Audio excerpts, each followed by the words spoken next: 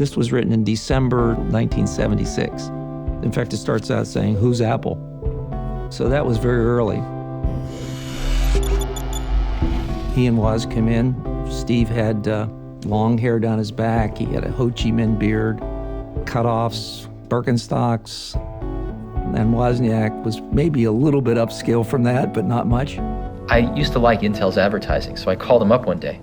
And I said, "Who does your advertising?" They said, "Well, Regis McKenna." And I said, "What's a Regis McKenna?" They said, no, it's a person. Wozniak had a technical article on the Apple II.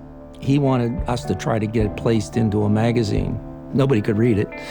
It was all technical jargon and so forth. And so I told him I'd have to rewrite it, and he wasn't happy about that. He said, "No one's gonna rewrite my stuff." And I said, "Well, then there's nothing I can do for you, so you might as well leave." Steve called back, and he pretty much convinced me that he would be the person that we'd be dealing with, and that, Wozniak would be designing and building things, which is the way it happens in most businesses. The engineers are more backroom, and you work with either the entrepreneur or the marketing people. Do you think early on that Steve could be the guy? Oh, definitely. You just had to spend a few minutes with him and you knew it. He had the ability to talk about the possibility of what this computer could be. And I think the key is not just talking about the product, but giving you an idea of what is possible using this product and what the next generation is going to be like.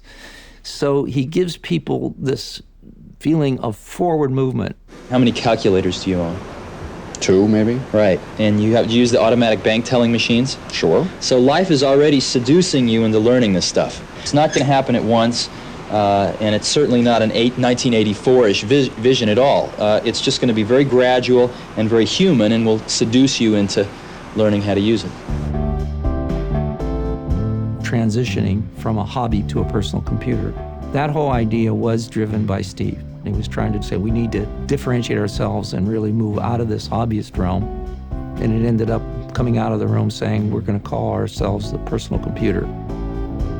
Industry experts say we're no longer on the verge of the personal computer revolution. We're right in the midst of it, thank you, and it's gathering steam with more and more people jumping aboard every day. I use my computer right now for mostly word processing. I use it for solar evaluation programs. And we put our entire accounting system on it. The wife can use it to store recipes. To balance my checkbook for me. We do the computer club's bulletin, playing games, Shopping by mail. Budgeting. bowling league type scores. Electronic mail. A guy can be creative on it. I mean, he can use it for whatever he can dream up. This is a 21st century bicycle that amplifies a certain intellectual ability that man has. The effects that it's going to have on society are actually going to far outstrip even those that the petrochemical revolution has had.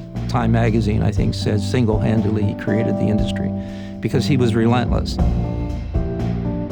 The powers that be of Time magazine decided that they would make the man of the year, that particular year, the computer of the year.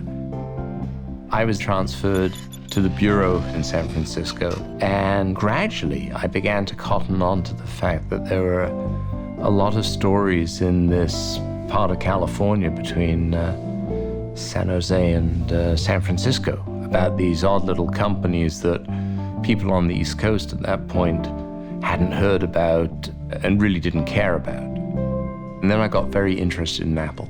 And Steve was, of the early characters in the company, the most articulate and the most interesting and the oddest.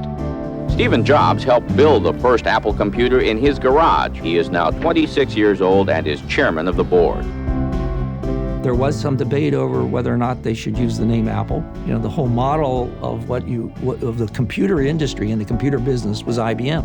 Another business service of tomorrow made possible today by IBM. IBM was an anonymous organization.